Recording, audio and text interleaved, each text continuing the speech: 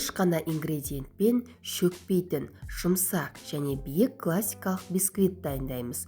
Ол үшін бізге жұмыртқа, қант және ұн болса болғаны.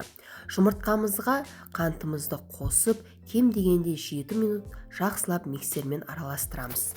Қоспа ашық түске айналып, көлемі 2 есе ұлғаю керек және бұл массаның дайын болғанын білуіміз үшін венчикпен бетіне сызық сызамыз. Егер сызығымыз сызылса, демек массамыз дайын.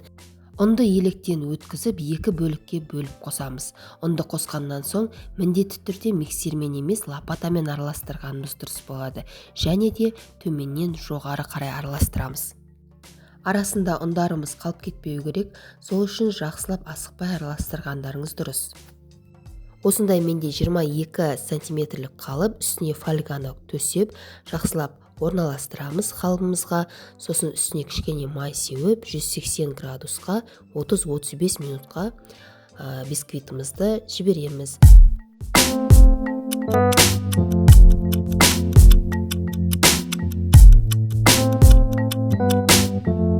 Мінекей бисквитіміз пісіп шықты, енді фольгасынан алып, формасынан шешеміз.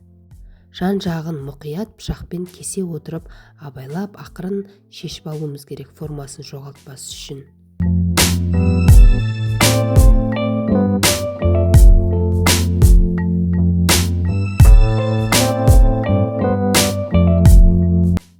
Мінекей нәтиже керемет биік әрі жұмсақ бисквит дайын болды. Егер де маған қоятын сұрақтарыңыз болса, комментарияға жазыңыз. Ал видео ұнаса, лайк басып, жазылуды ұмытпаңыз.